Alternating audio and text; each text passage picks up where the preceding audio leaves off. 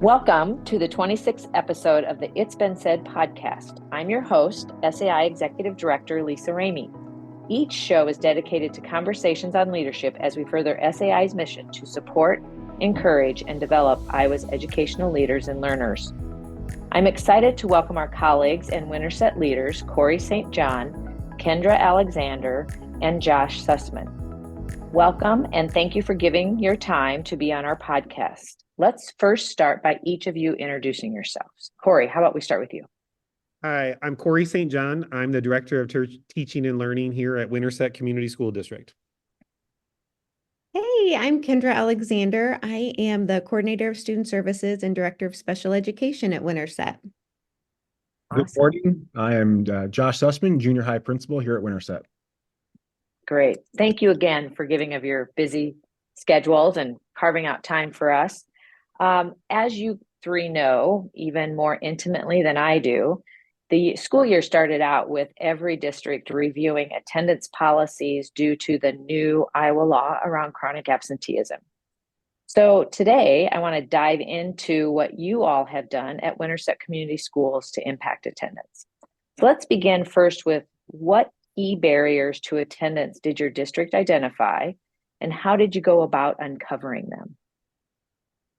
Yeah, so last year at a district-wide MTSS meeting, I think in January, it was timely to focus on attendance, and our attendance has always been pretty great in Winterset when you look at percent of students here. But when you look at it through that chronic absenteeism lens, the percentage that each student is missing, we had some things to work on. And so we used that Character Strong has a problem-solving blueprint for chronic absenteeism that kind of takes you through a process of identifying what your barriers are, and then has some suggestions for solutions to those barriers. So we worked on that as a building level teams, and then saw if there were themes as a district. And the main theme we came up with was family, and I'll talk a bit later about how we addressed that in our community. Yeah, Kendra, when you say you looked through that information at building level teams, who were part of those teams? Yeah, so in the past, we've had MTSS teams at each building as part of our TLC stipend positions. And so 4 times per year, I would gather those teams together and we would have district-wide MTSS meetings. Awesome. Very good. So how do attendance issues impact students beyond academics, such as social development and any future opportunities possibly? Yeah, I think this really gave us a really strong conversation about this actual question. It really, because we've known forever kids have been missing school and things like that. And we've known, for the most part, we know why. But what this gave us was it gave us an ability to talk through a process, and it talked through like, okay, do we really know why? And one of the things we uncovered when we started going through this process is what happens when they are missing. And yeah, like academics, they get behind on their homework and things like that. But there's a much bigger picture. And that's the thing that really centered our conversation about why we need to do interventions and things like that, because of what they're missing out on. Because we spent a lot of time. So in Kendra's conversation about the MTSS environment and the package of, what we want to offer kids. And that's a big picture of what they're missing. And so we're really trying hard to create those opportunities for kids beyond just academics, like the social and emotional aspect of interacting with friends, the extracurricular activities, the co-curricular activities, all of those things that hinge on attendance. And then what also we're starting to get more information on, we're also reading a book, The Anxious Generation. And it talks about cell phone policy, but also it talks about like what kids are missing out on. And so if they're not engaging in face-to-face interaction, those types of things, that really sets the tone for like what they're really missing out on. And another thing our district has started to navigate is this profile of a graduate. And to us, like, that's what they're missing out on when they're not attending. Like, they can do homework with Google Classroom. They can do some of those things, but what they can't do are some of those soft skills like collaboration, communication, growth mindset, all of those things that we're looking to develop in kids is, portfolio of skills. That's what they're missing out on is not just the academic part, but they're missing out on those social interactions and those things that kids have just been doing for a really long time. And that's the opportunities that are missed with the attendance. It's bigger than just they're gone, they need to make up their homework. And so those are the conversations that we're having.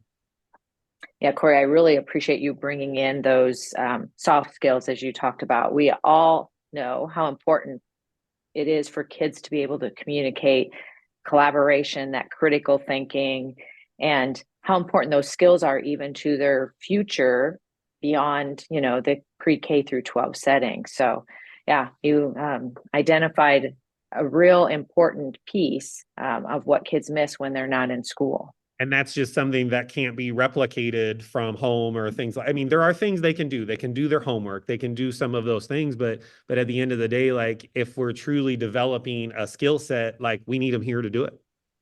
Right. Yeah, absolutely.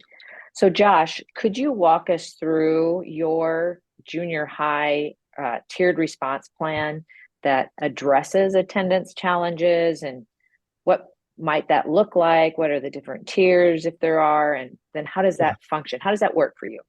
Yeah, I think to start the conversation, we got to look at our strategic priorities at the district level, and then how do we interpret those and implement those at the building level.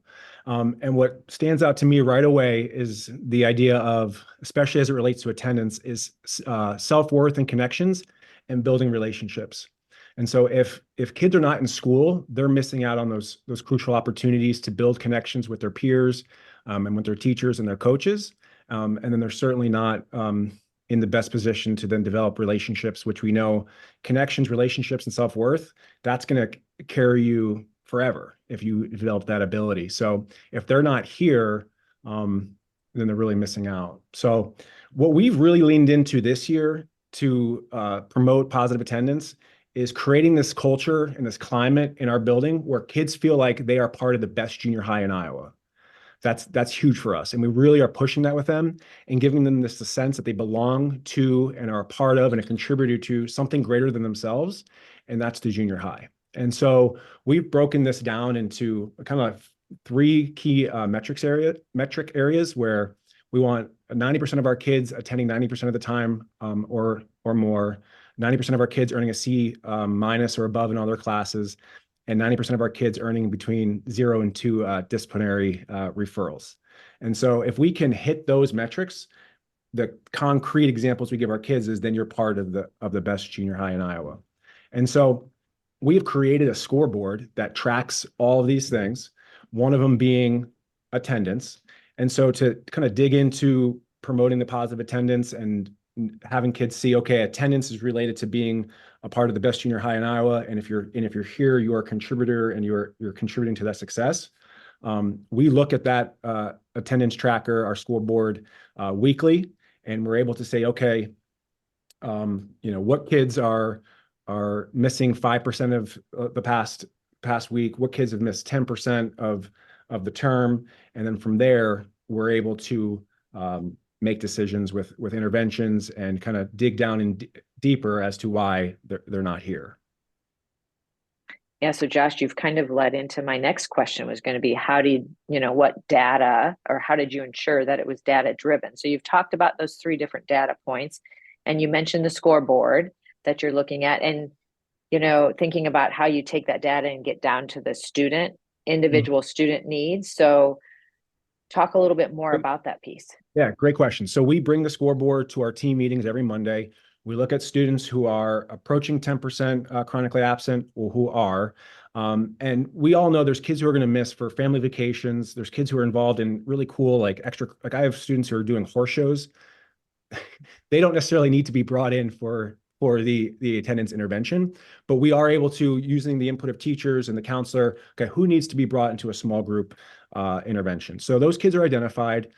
We pull them in on Thursdays and Fridays, and we first have a conversation with them, just get anecdotal, just to hear them, have them have a voice at the table, listen to them talk, express what's going on. And then we let them know, hey, we've noticed you've missed these days. we want to figure out if there's a way we can step in and intervene and support you. So then we give them a Google form they fill out, and it's a series of questions, and it drills into why they've missed. And so what we've collected is oftentimes at the junior high level, it's peer conflict, fearful of issues on the bus,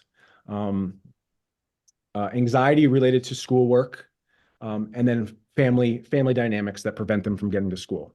So we take this information that we collect back and we look at, okay, what is the appropriate intervention for them based on this information? So it may be that the counselor pulls a small group and does conflict resolution. It may be that a student is being picked on or bullied on the school bus, and then I can step in and deal with that the way it needs to be dealt with, and then make sure that kid feels safe on the bus. If it's an issue concerning housing security or food insecurity or issues at home, then I'm able to then direct them to the appropriate resources to address that. So those are a few ways we've done it. We've also noticed kids miss school oftentimes out of fear of having to come back and deal with the workload that they've missed. And so we've gotten really intentional on any kid who misses 3 consecutive days of school. This is kind of part of our tier 1 response. Any kid who misses 3 consecutive days, they get pulled in first period, and we have a protocol that we go through with them. So we have them pull up their grades, we have them pull up their Google Classroom. We look at assignments that have been missed, tests that have been missed, and we begin to help them prioritize. So we're building those executive functioning skills with them. And then we're also kind of going back to that. I'm going to tie in some profile of a graduate here with the effective communication and being a self-starter and being driven is we help them compose an email. So we have a template that they are able to draw from, and they reach out to their teachers and they say, hey, I'm making a connection with you. I've been gone. I understand I'm behind. I need to schedule a makeup test, or I need some extra assistance in math so I can do the homework assignment I missed. So really we're trying to be all encompassing, where we're figuring out what is like specifically that we can address at which level. And then also we notice there's a lot of anxiety about missing school and having to come back. So having a process in place so when they do step foot in the door, we relieve some of that anxiety by giving them tools to be successful upon returning. Yeah, that's fantastic. I didn't know that, Josh. So that's fantastic. I think about some of the reading that I've done over the last few months, wanting to just, again, learn more and make sure I have the knowledge as we get questions here at SAI. But one of the pieces that was reminded as I was reading is identifying those different barriers. And you've already done that, right? You've already identified barriers, and now you're looking at ways that you can help address those barriers, even looking at things that may not be something that you can do technically within school, right? If it's housing insecurity, food insecurity, but how can you support those families? So. And that's what we talked about from the beginning. Like when we talked about this, system wide, when we first started talking this about district wide, it really helped us navigate like what's our sphere of influence. So Josh's examples are like, okay, we may not have influence when a kid calls in sick. Kids get sick, kids get hurt playing activities or doing those things, and all of that. We may not have as much control over that. So we've tried to spend the time on what within our sphere of influence of, okay, you're back. Here now is the process and things like that. And so district wide, like that's where we've chosen to spend our time, and we've chosen directly to not spend our time on a lot of things like that we can't control. It's okay, or have influence over, but like, okay, we know we have influence over, you're back. Here are some things we can do. Here's step 1, step 2, step 3. And I think Josh does a nice job of articulating like what that could look like, because it's going to be different for a kid who, kids get sick for 5 days with mono and things like that. They come back, they may never miss again. That's a lot different than the kid who misses every Friday because of anxiety or going home on a Saturday or whatever. And it really paints that picture of what's happening, and it gives us an opportunity to do a case-by-case basis and really dig in when we need to, because we can't solve all of these things at the same time, but we can chip away at it. And I think that's what he's alluding to. Sorry, Josh, I think I cut off there. No, you're good. And I just wanted to touch on, really, I think we've done a nice job at Winterset, the district, in partnership with the community, laid out some really clear strategic priorities.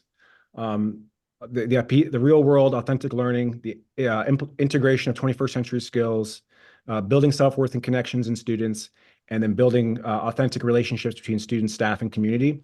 I think those 4 strategic priorities really help leverage positive attendance.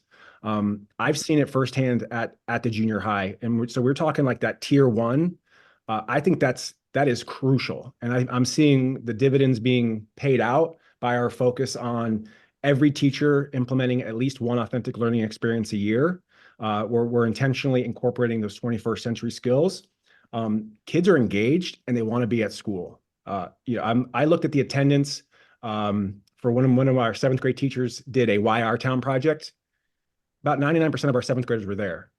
I'm excited to look at our attendance for a career fair we're going to have, where every kid's going to engage in a career fair on October 24th in our building.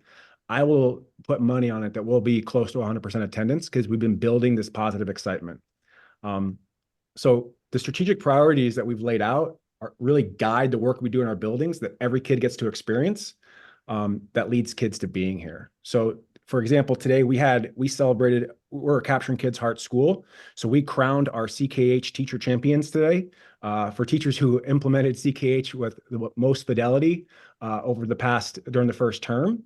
And I think you can see that when kids are greeted with a smile in the hallway, when they're asked how their day is going or what happened the previous night to start every class, when kids get to build the classroom norms and are empowered to help enforce those norms, they're a part of a safe, supportive, and collaborative culture.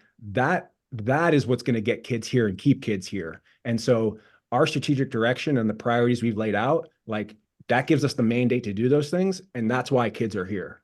Like that's first and foremost, we're at 95% positive attendance right now.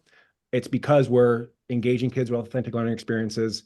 We're being intentional with relationship building. And through this idea of being a part of the best junior high, we're creating those self-worth in kids and those connections that drives kids here because kids want to be a part of something that's bigger than themselves and as important. Yeah, absolutely. Well, that kind of leads me into my next question, right? When you talk about that relationship piece. So I know that you all, from previous conversations, one of your goals is to really create those memorable moments that inspire students to come to school and want to be at school. So could one of you share some of those examples of those moments and then how they may, you believe, have impacted your attendance and maybe even student morale? Well, I think Corey and Kendra can both tell you about the pancake batter that's on their shoes. If you want to walk through that process, because they were rock stars and helped that happen. I would be happy All right. to start. I'd be happy to start this one, but I know for a fact Kendra wants to talk about this as well. So I'll start. And the thing that I'm really excited about to talk about this was one of the first times where, like, as an administrative team, we do book studies every year. We read maybe 4 to 6 books a year. And this was one of the first ones that we read and we got done. And then literally the next month, like, we were like, we're doing something. Like it wasn't like next year or things like that. Like, oh, when we get around to it, we were like, this hit us right in the face. And the personalities all aligned and like the goals that we have as a district and just it all worked together. And so where this started for us really was reading this book, Memorable Moments, and it gave us the idea of like, how can we do this? And we look at this in academic memorable moments and like what I would call fun, because I believe, and I absolutely believe, that school should be fun. I believe if it's not fun, we're doing it wrong. And so fun, there is nothing wrong with having fun. And if you come to our district office, you'll see our closet and the costumes and the things that we do. You'll see like we do fun here too. We take academics seriously, but we also take fun seriously. But for us, it started with a book study. And for us, it started with, okay, let's think about something once a month we can do extrinsically. And like, so it could be where district office people show up to classrooms and hand teachers a treat. We could do a memorable moment, things like that. So just giving some examples, and I'll start with literally what's happening in 27 minutes, is at the junior high, they are getting surprised and delighted with root beer floats during their lunch shift. Like that's an example of a memorable moment. And what we're trying to do is create these memorable moments of like building a culture, building this concept of like where, a place we want to be, I believe this will also impact attendance, because what we're seeing is if we haven't done something in a while, kids are wondering and staff are wondering, when's the next one going to be?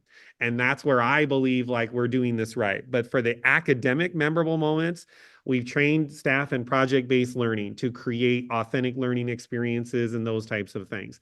We've done a lot of training and a lot of work with Eminence Kentucky and Buddy Berries, who's been an SAI presenter before in the past, and we took some of his ideas and rolled with him with how to do staff recognition, student recognition, academic, project-based learning, authentic, learning experiences, and just some fun things. He creates the metaphor of like, okay, when you go to Disney's not always the greatest experience. It sometimes is miserable. It's 150 degrees and it's sweat and it's kids crying, but that's not the things people remember. People remember the castle. People remember seeing Mickey Mouse. People don't remember all of those things. And that's really what kind of nudged us after we read the book about how do we create these experiences. So we've done everything like at the junior high, Josh alluded to. We fed junior high kids 800 pancakes before school in under 45 minutes, like those types of things. And then turned around and made hot dogs for lunch. Like it's just creating those memorable experiences and then they start going like, okay, this is a place I want to be. And then the difficult part is, okay, what are we going to do next? And so like, that's where Kendra like comes in, is like, okay, like here's another idea. And so Kendra, I don't know if you want to add anything that we've done with staff or kids, because I know you're going to want to talk about this. Yeah, no, I think you said a lot of what I would say. We just want to create a place where staff want to be, and then, they help us create a place where kids want to be. And I think it's been really great to see now staff creating memorable moments for their kids and kind of seeing, what we're already doing. But I think Buddy Berry says, but how can you make it awesome? So take something you're already doing and turn it up to awesome. And as Corey alluded, a lot of times that involves costume work. Turning something up to awesome means Corey dressing up as something, a penguin, I think last time it was. So yeah, I think it's just, taking our work seriously, but not taking ourselves too seriously, and still being able to create great memories for our people. And usually our memorable moments are centered around some of those district-wide professional development activities. So we've done some like kickoffs with keynote speakers and things like that. And then our memorable moments will make connections back to that. And so so it's not like these PD experiences are one and dones, because that's, like Kendra and I, we take those seriously when we put people in front of staff. Like, we don't want this just to be a one and done, or, hey, remember when we did this like 5 years ago? Like, we want to stay within the strategic plan and the strategic priorities, but also we've infused this into our goals. So like, for example, our upper elementary, we call it Winterset Middle School, but their building goal, their wildly important goal with the 40X model is for students to have 2 memorable moments at least, during the year. So every student have at least 2 memorable moments, and they have a scoreboard to track that. And so like, it's being infused into the school improvement plan, and it's not just some cute thing because Kendra and I or Josh are here, and like, it's systemic. Although that's where we come in with the costumes and things like that. And so it's a lot of fun. And when we haven't done one for a while, staff or kids are like, hey, when are you going to do that again? And we're like, that's how we know it's working. Did you know that as a member of SAI, you can post free job openings through our online career center? Simply go to our website at sai-iowa.org. Select Career Center under the Career Navigation tab. Select the Post a Job button in the upper right corner. Follow the basic posting steps to submit your opening. If you don't remember the SAI member code to use at checkout for your free posting, contact SAI today. Start expanding how you can find great educators for your district. If you create an environment where people want to be, adults as well as kids, they're going to want to stay there. So. And we believe like that starts with district office, strategic planning. Like, it's not a offshoot of, like, we believe it's intentional, and we put our resources and things like that towards some of those things. Yeah, absolutely. All right. So how did you all educate your parents and guardians on what you want to create there at Winterset, and how important attendance is? And based on that, what do you think worked, or maybe something that you've reflected on now that you say, oh, we would tweak this if we did something again? And I don't know who best, if that's Kendra, Court. I can talk at the building level, or do you want to go? Okay. You're welcome to start. However you want to do it. Go ahead, and then I'll add. So for me, I engage my families once a week in a newsletter, and I try to get them involved in our building goals. And so every week I give the parents an update of where we are on our progress towards being the best junior high in Iowa. And I reiterate the importance of the collaborative relationship and having that happen, that it can't just happen with me. It's really a partnership, and everyone's got to be a contributor to it. And a piece of that is the positive attendance. And if there's one thing I've learned about people in general is they want to be on a winning team. They want to feel like they're part of something that is moving in the right direction. So I screenshot the scoreboard weekly for them and say, hey, this is where we're at. We're at 83% of our kids have a C- or above. Like, we need to get missing assignments turned in. Can you please help with this? Or we're at 95% attendance. Excellent job, families. Really appreciative of that. And then I let them know, like, your student is going to be affirmed and recognized for being a part of this. And I think having that consistent communication, having a very clear goal, like we're going to be the best, and then keeping them apprised of that, and then asking for their assistance and their input, and inviting them in to different celebrations, so that I think Corey put it best, whenever we can have parents in the building and they're not angry, it's a win. And I think there's so much truth to that. So, clear, consistent communication with them, clear goal, visible scoreboard, inviting them in and letting them know that their child or their student is seen and recognized and valued, is what it's all about. Because I think that's what, at the end of the day, the learning is very important, but I think we're building people. And we want our kids to be healthy, well-rounded people who are able to be successful beyond school. Mhm. So Kendra, what would you like to add to that? Well, I was just going to say, district-wide, sending out the letters and the social media campaign about attendance, all of those things we've done. I think, though, what really works is the individual conversations with families on the importance of attendance. And so I work with we have a Madison County Cares organization that involves all service providers in Madison County. So, really working with them, because they work closely with families on, the importance of attendance. And in your conversations, can you reiterate this? And I think, having the trust of your community and families is super important. And one way we also do that is through the PAW Pantry, which is a school-based pantry. And so, I've seen families that may struggle and, maybe not trust the school, but if we're taking them a box of food each week, then, they'll start to buy in and trust us. And so I've seen that really have a positive impact as well. So I think although it takes time, the conversations and really using your community outreach people to help support with that as well. I would agree. And the only example I'll give would, like, at our high school level, it's the success has been picking up the phone, having the individual conversations, having the face-to-face conversations. If it means getting in the car and going knocking on the door and having a face-to-face conversation at the home. One example I'll give is, like, we do at our high school an elaborate career fair, and we'll have 5 to 10 kids get called out. Parents will say, yep, I'll call you out. You don't need to participate or whatever. And so we'll get that information, and it's calling and just saying, hey, I noticed you called your kid out and they weren't sick.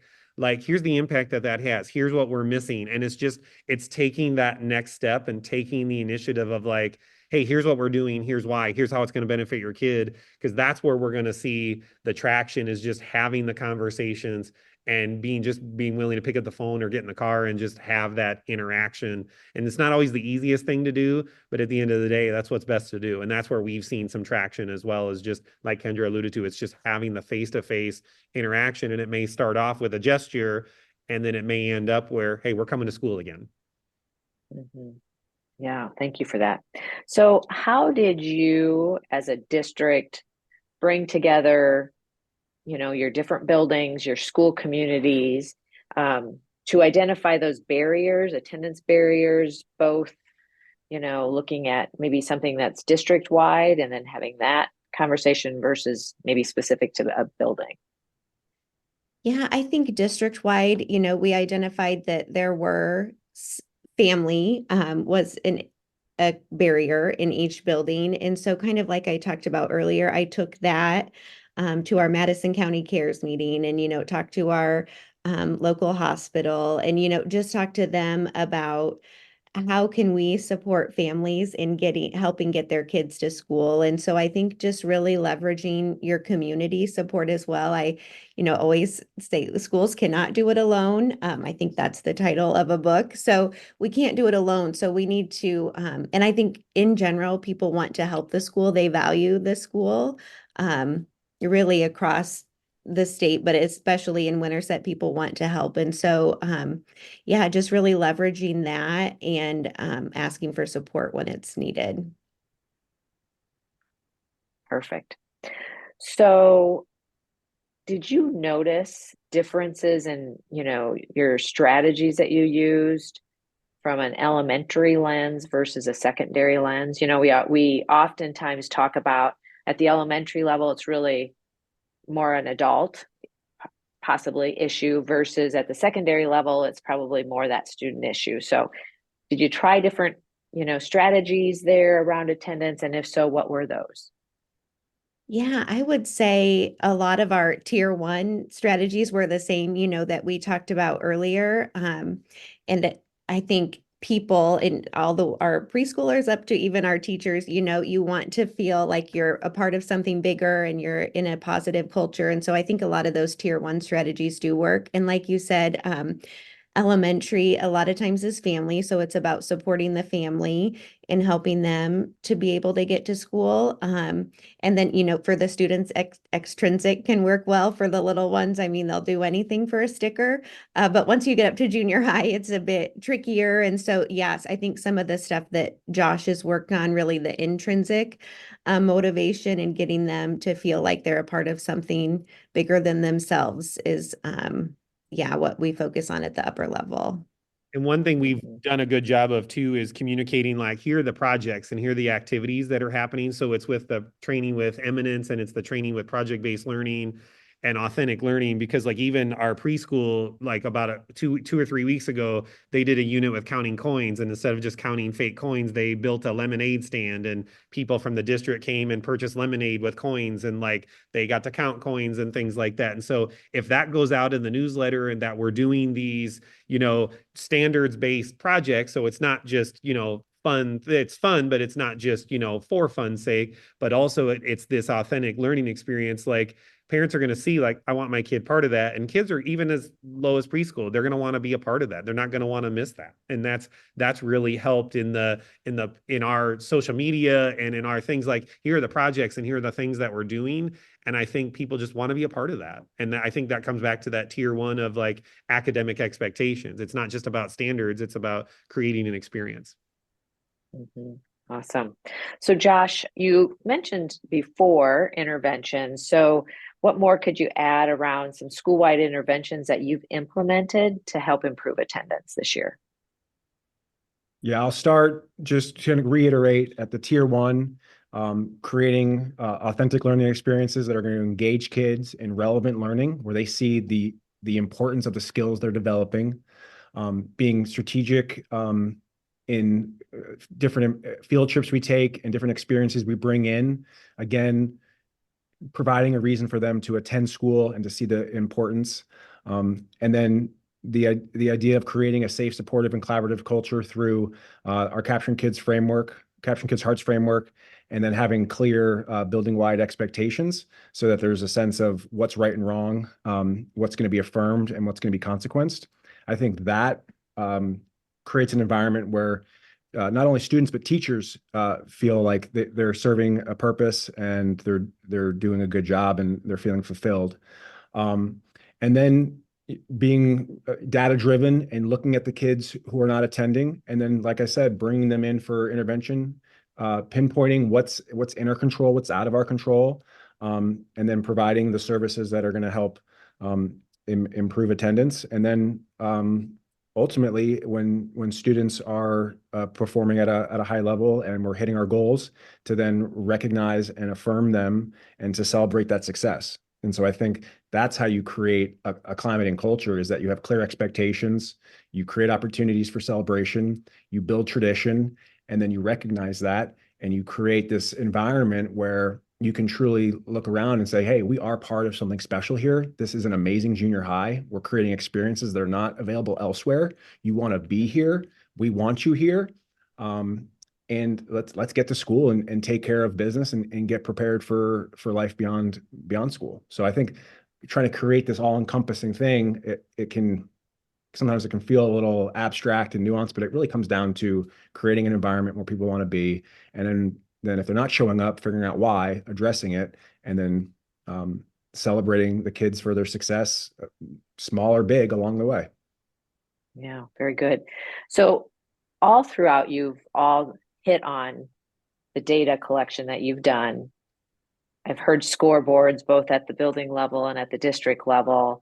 So talk a little bit about, tell our listeners about that data collection process and how that maybe is a little bit different than what you've done in the past.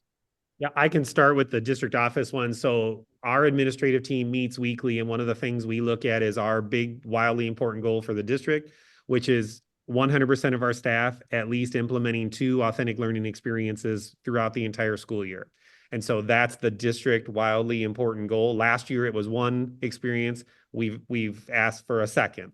And so that is 100% of our staff. And so from a district office standpoint, we meet administratively weekly, and we look at that. And there is a data collection method where we can see at each building, 20% of one staff have done 2, things like that. And so it's because what we really tried to model after the 40X process is it's got to be simple and it's got to be viewable. And so it's not, and so that way, and it's not about excuse making, or it's not about, well, only if or whatever. It's just, here's where we're at, and here are the steps we're getting close so we can continue to increase that. And so like district wide, like that's the big metric that we're looking at. Where years ago, we probably would have said, well, we want 70% of our kids or 80% of our kids to be proficient on Iowa assessment.